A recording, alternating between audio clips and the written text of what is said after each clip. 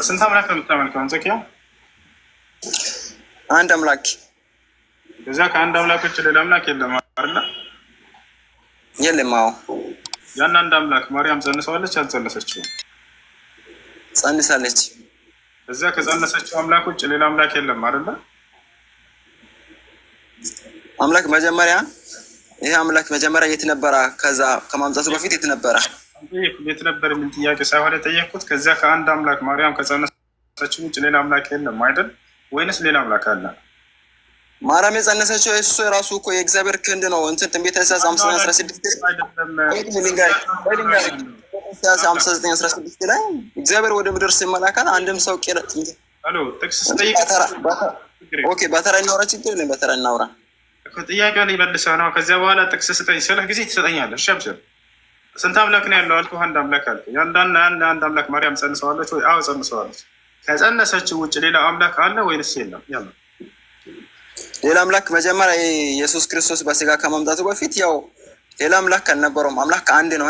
እግዚአብሔር ግን ኢየሱስ ክርስቶስ በስጋ ሲመጣ ትንቢተ ኢሳይያስ 59:16 ላይ እግዚአብሔር ወደ ምድር ሲመለከት አንድም ቅን ሰው የለም፣ ሁሉም ሰው ኃጢአተኛ ስለሆነ እግዚአብሔር ወደ ምድር ሲመለከት ሁሉም ሰው ኃጢአተኛ ስለሆነ እግዚአብሔር አዘነና የገዛ ክንዱን መድኃኒቱን አመጣ። ያ ክንዱ ደግሞ ድንግል ማርያም ማኅፀን ውስጥ ሰው ሆኖ ተወለደ፣ እንደ ሰው ተገኝቶ ፊልጵስዩስ ምዕራፍ 2:6 ላይ እንደተናገረ የእግዚአብሔር መልክ ሲኖር ሳለ ከእግዚአብሔር ጋር መተካከልን መቀማትን እንደሚገባ ነገር አልቆጠረ። የባሪያን መልክ ይዞ በሰው ምሳሌ ሆኖ ራሱን ባዶ አደረገ። ደግሞ እንትን እንደሰው ተቀምጦ መስቀል ተሰቀለ። ያ የተሰቀለው እኛ የእንትን ኃጢአታችን ሊያንጽ እንጂ አምላክነቱን ወይም ክብሩን ትቶ አይደለም። ምንም አልጠየቅኩም። መስፍን ማርያም ከጸነሰችው አምላክ ውጭ ሌላ አምላክ አለ ወይንስ የለም? ማንን ልዝ ብሎ አስተማሩ? እኛ የምናምነው አንድ አምላክ አለን። አስታራቂ ደግሞ ኢየሱስ ክርስቶስ ሆኖ አስታራቂ ሆኖ እኛን ከእግዚአብሔር ጋር አስታረቀ።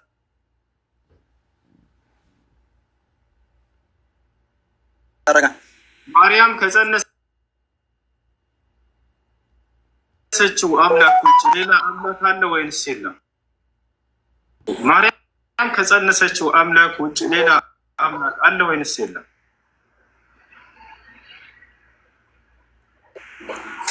አዎ አምላክ እኮ ክንዱን አመጣ እኮ። ያ ክንዱ እኮ ነው የተወለደው። ማርያም ከጸነሰችው አምላክ ውጭ ሌላ አምላክ አለ ወይንስ የለም? አልገባኝም። ወላሂ በደንብ ገብተዋል። መልሱ ግን ከመለስከው ሁለቱም መልስ ክፉ ነው የሚሆነው። ሁለቱም መልስ ክፉ ላይ ነው የሚጥላችሁ። ገብታችኋል? ስትል በቀኝህም ብትራመድ እሾህ ነው ያለው፣ በግራህም ብትራመድ እሾህ ነው ያለው። የዛኔ ተብላስታከርጥቆም በቃ ክርስትና እዚህ ጋር ነው ውሃ የሚበላው። ክርስትና ብላይ ባራናት የተወለደው ብሏቸው አለ። በቃ እዚህ ጋር ነው ክርስትና የተወለደው። ራሱ ህፃን ትንቢተ ኢሳይያስ ላይ እንደተናገረው 9:6 ላይ ኢየሱስ ክርስቶስ ትክክለኛ አምላክ እንደሆነ በደንብ ይናገራል በግልጽ። ኢየሱስ ምንድን ነው ብዬ አልጠየኩም በአምላክነቱ። ይህ ከዛ በፊት ኢየሱስ ክርስቶስ የት ነበረ የሚል ያለብኝ። ማርያም ከጸነሰችው አምላክ ውጭ ሌላ አምላክ አለ ወይንስ የለም? ኢየሱስ ክርስቶስ በስጋ ከማምጣቱ በፊት ምን ነበረ? እሱ መልስ አንተ። የት ነበረ? ምን ነበረ? ከጸነሰችው አምላክ ውጭ ሌላ አምላክ አለ? አንተን ከመለስክ ወላሂ አንጸኪያ ዛሬ ጎበዝ ነው ብዬ ቁሜ ነው ማጨበጭበው። አንተ መልስ ያንን ኢየሱስ ክርስቶስ በስጋ ከማምጣቱ በፊት የት ነበረ? እሱ መልስ አንተ። ወይ ሌላ አምላክ አለ ወይንም የለም ቢል በሁለቱም መልስ ክርስትና ውሃ ይሆናል። በቃ ወላሂ ብዬ እመክራቸው። እሱ ግን ይሄን አይመልሰውም። ይሄ ስለሚያውቅ ማለት ነው። ማርያም ኢየሱስ ክርስቶስ በስጋ ከማምጣቱ በፊት የት ነበረ? ምን ነበረ? እሱ መልስ አንተ። አይደለም እሱን አልጠየኩም። መቼ ጠይቆኝ? ስለ አምላክ እሱ ነው ማወቅ ያለብኝ። መጀመሪያ እሱ ነው ማወቅ ያለብኝ። ኢየሱስ ክርስቶስ መጣ መጀመሪያ ምን እንደነበረ እሱ ነው ማወቅ ያለብኝ። አንተ ራስህ አይደለም እንደሱ ሳይሆን እሱ ስጠይቅን ጊዜ ትመልስልኛለህ። ስለዚህ ኢየሱስ ክርስቶስ በስጋ መምጣቱን ብቻ ስንት አምላክ አለ አልኩት? አንድ አምላክ ብቻ ነው አለ። በጣም ጥሩ ኦኬ። ስለዚህ ኢየሱስ ክርስቶስ ከድንግል ማርያም መልሳለህ ስጠይቅህ ወይንስ አታዳምጥም? ምረጥ። ላውራ ወይንስ አንተ ታዳምጣለህ ትመልሳለህ? በተራ እናውራ፣ ችግር የለም። በተራ እናውራ ሳይሆን ጥያቄ እና መልስ ነው። ትመልሳለህ አትመልስም? መለስኩ እኮ። ኢየሱስ ክርስቶስ ከዛ የት ነበረ? ኢየሱስ ክርስቶስ ማን ነው? ማርያም ከጸነሰችው አምላክ ውጭ ሌላ አምላክ አለ ወይንስ የለም? አለ ወይንም የለም በለኝና ከዚያ በኋላ ወደ ማስረጃ አስጠይቀህ ትሄዳለህ። ማርያም ከጸነሰችው አምላክ ውጭ ሌላ አምላክ አለ የለም? አለ። ማርያም ከጸነሰችው አምላክ ውጭ ሌላ አምላክ አለ። ስንት አምላክ አለ? አምላኩ መጀመሪያ ከየት እንደመጣ እሱ ነው ማወቅ ያለብህ። አምላኩ የአምላኩ ማርያም የጸነሰችው አምላክ ከየት እንደመጣ አንድ አምላክ አለ። ማርያም ያልጸነሰችው ሌላ አምላክ አለ ወይ ስለው፣ አዎ ሌላ አምላክ አለ። ማርያም ያልጸነሰችው እሱ ማርያም የጸነሰችው አምላክ ከየት እንደመጣ እሱ ነው ማወቅ ያለብህ መጀመሪያ። ችግር የለውም፣ እሱን ወደ እሱ እንመጣለን። እሺ ማርያም ያልጸነሰችው አምላክ አንድ ነው ሁለት ናቸው? አንድ። ማን ይባላል? ሰማይና ምድርን የፈጠረው እግዚአብሔር ይሁን ፈጣሪ። ፈጣሪ ድማ ጸነሰች እኮ አልከኝ። አምላክ ማን ይባላል? የጸነሰችው ኢየሱስ ክርስቶስ በስጋ ሲመጣ ነው እንጂ በኢየሱስ እንትን። ማርያም አብን ጸንሰዋለች አልጸነሰችውም? ማለት አብን ማርያም ጸንሰዋለች አልጸነሰችውም?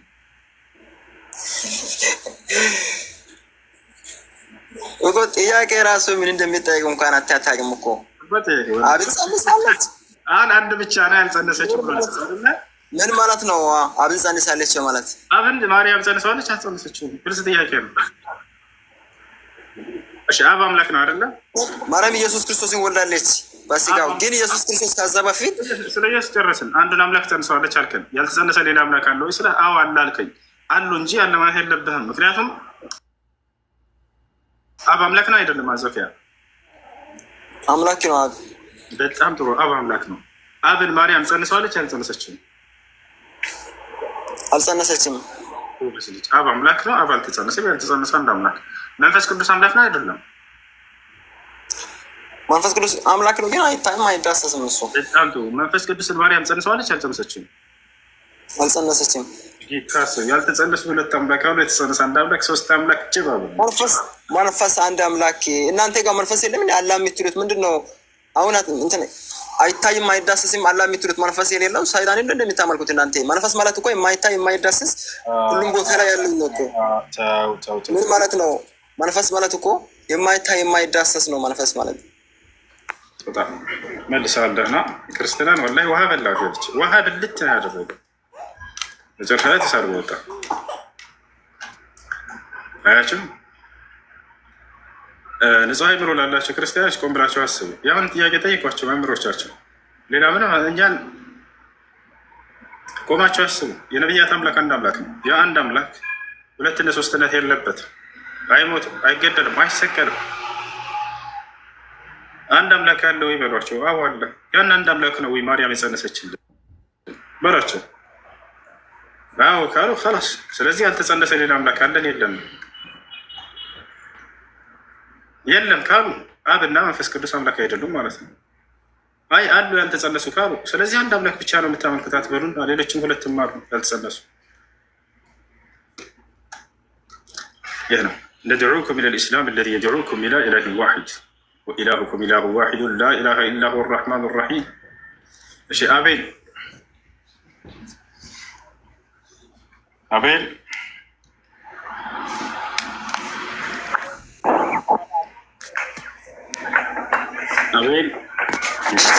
ሰላም ናችሁ? ሰላም ነው። እንዴት ነህ? አለን እግዚአብሔር ይመስገን። ጥያቄ ነበረኝ። እሺ አንደኛ ጥያቄ የትኛው እስልምና ነው ትክክለኛ መንገድ ሊሆን የሚችለው? ሁለት ነው ወይም ሶስት አይነት እስልምና መሰለኛል። ሻሃዳ ስንይዝ የትኛውን እስልምና ነው የምንከተል? ሻሃዳ ስንይዝ ለምሳሌ ውሃብይና ሀበሽ ነው ምናምን ይባላል። ምን ይባላል? እስኪ ንገረን። ውሃብይ ማለት ስለማላውቅ እኮ ነው የጠየቁ። እስላም አንድ ነው።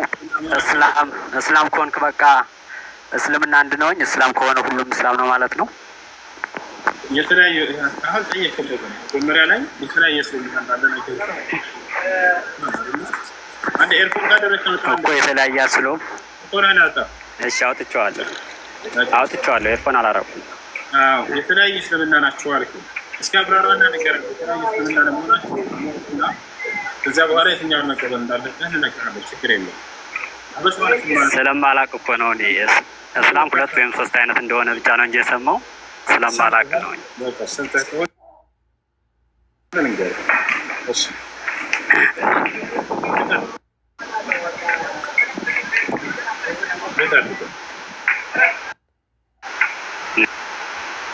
ኢስላም አንድ ነው። አምላክ አላህ ሱብሓነሁ ወተዓላ በነቢያት በኩል ከአዳም ጀምሮ እስከ መጨረሻ ዘመን እስከ ነቢያችን ሰለላሁ ዐለይሂ ወሰለም ድረስ በነቢያት ሁሉ የደነገገላቸው ብቸኛ መለኮታዊ ሃይማኖት ኢስላም ነው። ኢነ ዲነ ዒንደላሂ ልኢስላም ይላል። ከእኔ ከአላህ ዘንድ ቀጥተኛ ሃይማኖት ኢስላም ላይ ነው። ነቢያቶች ሁሉ ሐዋርያቶች ጋር በቃል እኛ ሙስሊሞች ነው ሲሉ ታገኛላቸው። ሁላቸው ነቢያት ሙስሊም እንደሆኑ ተቀምጡ። ኢስላም አንድ ነው። አሁን ግን ያነሳው ሰውዬው ምንድነው? የሰዎችን መለያየት ነው። ኢስላም አንድ ነው። ተከታዮቹ ግን የራሳቸውን ሀሳብ ይዘው ሊወጡ ሊኖሩ ይችላሉ። ይህን ነቢያችን ሰለላሁ ዐለይሂ ወሰለም የነቢይነታቸው ማረጋገጫ ይሆናል። እንዳ ማን ያነሳ የምታረሱት ሀሳብ ምን መሰላቸው? እሱ ነቢያችን ሰለላሁ ዐለይሂ ወሰለም ነቢያችን ሰለላሁ ዐለይሂ ወሰለም ትንቢትን ተናግረው ነበር። የሚገርማችሁ በዚህ ተማሩበት። ይሄን ነገር የሌላ እምነት ተከታይ ካላችሁ አንድ ነቢይ ትንቢትን ይናገራል። ያ ትንቢት በተናገረው መልኩ ይፈጸማል አይደለ? ነቢያቶች ትንቢት ተናጋሪ ናቸው። ታዲያ ነቢ ሰለላሁ ዐለይሂ ወሰለም ስለዚህ ትንቢት ተናግረው ነበር ወይ? قال النبي صلى الله عليه وسلم النبي صلى الله عليه وسلم من قالوا افترقت اليهود على 71 فرقة كلها في النار إلا واحدة وافترقت النصارى على 72 فرقة كلها في النار إلا واحدة وستفترق أمتي على 73 فرقة كلها في النار إلا واحدة قيل له يا رسول الله من هي؟ قال من كان على مثل ما أنا عليه اليوم وأصحابي. وفي رواية أخرى قال النبي صلى الله عليه وسلم هي الجماعة. نبيات صلى الله عليه وسلم من قالوا ወደፊት ትውልዶች ያሉ እስልምና ሳይሆን ልብ በሉ፣ እስልምና ይከፋፈላል አሉ። እስልምና አይከፋፈልም። ወደፊት ትውልዶች ለ73 ይከፋፈላሉ አሉ። ስለዚህ ኢስላም ተከፋፍሏል የምትሉ ሰዎች ስህተት ነው። ኢስላም ተከፋፈለ አይደለም፣ ሰዎቹ ናቸው የሚከፋፈሉት። ይሄንንም ትንቢት ተናግረዋል። ሰለላሁ ዐለይሂ ወሰለም የነብይነታቸው ማረጋገጫ ነው። ወደፊት ብለው ይናገራሉ። ወደፊት ስለሚሆን ትንቢት ሊናገሩ ነው። የዛኔ እነዚህ አንጃዎች የለውም ነበር። ይገርማቸዋል። ወሰተፍተሪቁ ኡመቲ አሉ፣ ትውልዶቼም ወደፊት ይለያያሉ አሉ። على 73 فرقة ل73 አንጃ ይለያያሉ። كلها في النار إلا واحدة ብለው ተናገሩ። እና ስለዚህ ሰዎቹ እንጂ የተለያዩት እስልምና አይደለም። ይሄ አንተ ጥያቄ መልስ ነው። ሁለተኛው ከዚህ እንድትወስዱ የምፈልገው የአንድ ነቢይ የነቢይነቱ ማረጋገጫ ትንቢትን ይናገራል። በተናገረው መሰረት ትንቢቱ ሲፈጸም ታያላችሁ። የዛኔ ይህን ትንቢት በተናገሩ ጊዜ እነዚህ አንጃዎች የሉም ነበር። ወደፊት ግን ይሆናሉ ብለው ተናገሩ፣ እንዳሉትም ተፈጸመ። ይሄንንም በአይናችሁ በገሃድ እያያችሁ ነው። ሀዛ የዱሉ ዐላ ሲድቅ ንቡወቲ ዐለይሂ ሰላቱ ወሰላም፣ የነቢይነታቸው ትክክለኛ ነቢይነት የሚያረጋግጥ መሆኑ ነው። ይህ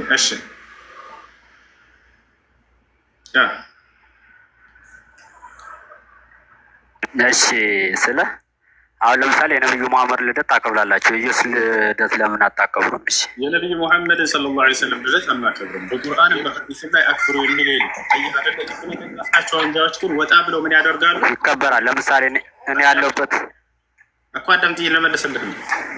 ቁርአንም ሆነ በሐዲስ ላይ የነቢዩ መሐመድ ሰለላሁ ዐለይሂ ወሰለም ልደት አክብሩ የሚል የለም። ገብቶሃል አይደል? እነዚህ ቅድም የጠቀስካቸው ሀበሻቸው ያልካቸው አንጃዎች ግን ምን አደረጉ መሰለህ? ኢስላም ያላዘዛቸውን ትእዛዝ መጡና የነቢዩ መሐመድ ሰለላሁ ዐለይሂ ወሰለም ልደት አከበሩ። እነዚህን ሰዎች ነው አሁን አንተ በእኔ አካባቢ ብለህ ልትገልጻቸው ያልከው። የዒሳን ወይንም የኢየሱስን ልደት ለምን አታከብሩም? እኛ በቁርአን ላይ የትኛውን ቦታ ላይ አምላክ አላህ ሱብሓነሁ ወተዓላ ለነቢያቶቼ ልደትን አክብሩ ብሎ አላዘዘንም። አየህ፣ እርሱ ያላዘዘንን ትእዛዝ በራሳችን አንሰራ። ይሄ ነው። እሺ፣ ኢየሱስ ክርስቶስን መጽሐፍ ክርስቶስን አክብሩ አላለም አይደል? መጽሐፍ ቅዱስ አላውቅም። ስለ ቁርአኑ ስለማላውቅ እየጠየኩ ነው። ስለ መጽሐፍ ቅዱስም ስለማላውቅ የሚጠይቀውን አካሎችን እንጠይቃለሁ። ሰው በምን አምሳል ነው የተፈጠረ? ወይም ከምንድን ነው የተፈጠረ?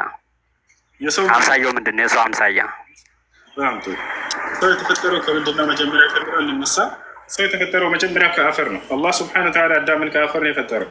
የቁል አላሁ ስብሐነሁ ወተዓላ ወሚን አያቲሂ አን ኸለቀኩም ሚን ቱራብ፣ ከተአምራቶች መካከል እናንተን ከአፈር መፍጠር ይላል። እናንተ ሲል የመጀመሪያ አባታችንን አደምን አስመልክቶ ነው። ሌላ ቦታ ላይ በሱራ አሊ ዒምራን ላይ ሲናገር አላህ ስብሐነሁ ወተዓላ ምን ይላል?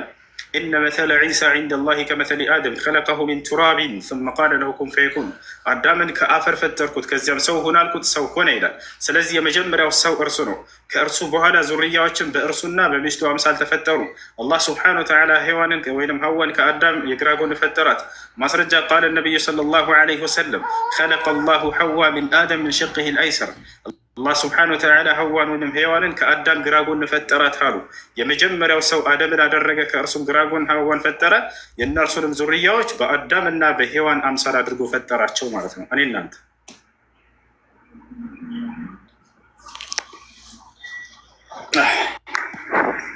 በምን አምሳል ነው የተፈጠሩ? በአዳምና በሔዋን አምሳል ነው እናንተ የተፈጠሩ የመጀመሪያ ሰዎች። አዳምና ሔዋን አምሳላቸው ምንድን ነው? ልክ እንደኔና እንዳስ እኮ የእነሱ አምሳል ከምን መጣ? እነሱ የመጀመሪያዎቹ ሰዎች ናቸው። ከእነርሱ ከምን አይነት አፈር ነው የተፈጠሩ? በጣም ጥሩ። ከምን አይነት አፈር ነው የተፈጠሩት? ለዚህ ጥያቄ ኢስላም መልሳለሁ። ወላሂ ግን ክርስትና ላይ መልስ የለም። አለ የሚል ካለ ገብቶ ማስረዳት ይችላል። ቤት ክፍት ነው ለክርስቲያኖች። አዳም ከምን አፈር ነው የተፈጠረው? ቃል ነቢዩ ሰለላሁ ዐለይሂ ወሰለም። በዚህ አጋጣሚ የሰው ልጆች ቀይ ጥቁር ለምን ሆንን የሚለውንም ሚስጥር ኢስላም ነው የሚነግራቸው። ሌላ ማንም አይደለም። ነጭ ሆነ ለምን ተፈጠረ ሰው? ወደ ፈረንጆች ጋር ስትሄዱ ነጭ ሰው ታገኛላችሁ። ሌላ ቦታ ላይ ቀይ ሰዎችን ታገኛላችሁ። ሌላ ቦታ ጥቁር ታገኛላችሁ። ሌላ ቦታ ደግሞ ቅይጥ የሆነ ጸይም የሚባልን አካል ታገኛላችሁ። ለምን በዚህ በተለያየ ከለር ተፈጠርን? ይሄን ኢስላም ይነግራቸዋል። ቃል ነቢዩ ሰለላሁ ዐለይሂ ወሰለም ነቢዩ ሰለላሁ ዐለይሂ ወሰለም እንዲህ አሉ። ኸለቀ ላሁ አደም ቢሰላሰቲ አስናፍ ሚን አቱራብ ሚን አልአብየድ ወልአሕመር ወልአስወድ ፈኸረጀ አብናኡሁ ዐላ አሽካሊ ዛሊክ። ነቢያችን ሰለላሁ ዐለይሂ ወሰለም ምን አሉ? አምላክ አላህ ስብሓነሁ ወተዓላ አዳምን ከሶስት አይነት ከለር ፈጠረው አሉ። ከጥቁር፣ ከነጭ፣ ከቀይ። ልጆቹም የእርሱን ከለር ይዘው ወጡ አሉ። ከእነርሱ መካከል ቀይም አለ፣ ጥቁርም አለ፣ ነጭም አለ። የእነዚህም ቅልቅል የሆነ ቅይጥ የሆነም ሰውም አለ ብለው ተናገሩ። ያሰላም የአዳም አፈጣጠር። ለምን የሰው ልጆች ቀይና ጥቁር መሆናቸውን ሚስጥር ማን ነው የሚነግረህ? ወላሂ እስላም ብቻ ነው የሚነግራቸው። ሌላ የትም ቦታ አታገኙት። አዳም ከምን አፈር ተፈጠረ? ከእነዚህ ተፈጠረ። ልጆቹም የእርሱን ከለር ይዛችሁ ወጣቸው ዛሬ ላይ ብለው ነብዩ ሰለላሁ ዐለይሂ ወሰለም ተናገሩ። ሀዛ ይህን የሚናገር መጽሐፍ ቅዱሳዊ ጥቅስ ካለ ገብታችሁ ማስረዳት ትችላላችሁ። ይህን የሚያስተምራችሁ ኢስላም ነው። ያማ እሺ፣ ሁሉም ሰው ከአዳም ከመጣ አዳም የተለያየ ከለር ነበረው ማለት ነው ወይስ? አዳምን በተለያየ ከለር አፈር ነው አላህ ሱብሓነሁ ወተዓላ የፈጠረው አሉ ነብዩ ሰለላሁ ዐለይሂ ወሰለም። እሺ፣ አዳም ምን አይነት ከለር ነበር? አዳም ከእነዚህ ከሶስቱ ከለሮች ነበር የተፈጠረው። አላህ ሱብሓነሁ ወተዓላ በእርሱ በኋላ ያሉ ዘሮችን በእርሱ ከለር አሰጣቸው።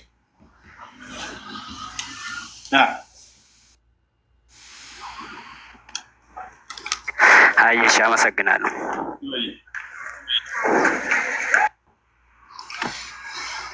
ሰላሙ አለይኩም። ውሱ ወአለይኩም ሰላም ወረሕመቱላሂ ወበረካቱ። እንዴት ነህ? አለን አልሐምዱሊላህ። አንድ ሁለት ጥያቄ ነበረኝ። እሺ። የሆነ እህቴ ነበረች፣ ንቃብስት ናት ማለት ነው። እና በፊት ማዘር ከወለደቻት በልጅነቷ ነው ለሆነ ጉዳይ ምናምን ወደ ውጭ ሀገር ወጣች። ከዛ እህቷ ነበረ እያጠባች ያሳደገቻት ማለት ነው። ከዛ ብዙ ጊዜ እንትን ስለሆነ በዛች ልጅ በሳደገቻት እናት እያጠባች ባሳደገቻት እናት በልጇ ምናምን አጠገብ ሆነ ትገለጣለች ማለት ነው። ከዛ ብቻ ግራ ይገባኝና ለምንድን ነው ምናምን ብዬ ስጠይቅ እሷ አጥብታ ስላሳደገቻት እንትን እንደ አጀነቢዬ ሳይሆን እንደ ወንድም ነው የሚቆጠረው ምናምን ተብሎ ተመለሰልኝ። ሴትዮዋ ወልዳለች ነው? ወልዳ ግብታለች። እሷ የአጥብታ ያሳደገቻት ማለት ነው። እሷም የልጆች እናት ናት። እሺ ከሆነ አምስት ጊዜና ከዚያ በላይ ጠብቶ ከሆነ ያቺ ሴት የጥቢ እናቱ ትባላለች። የጠፋበት የእድሜ ደረጃ አንስቶ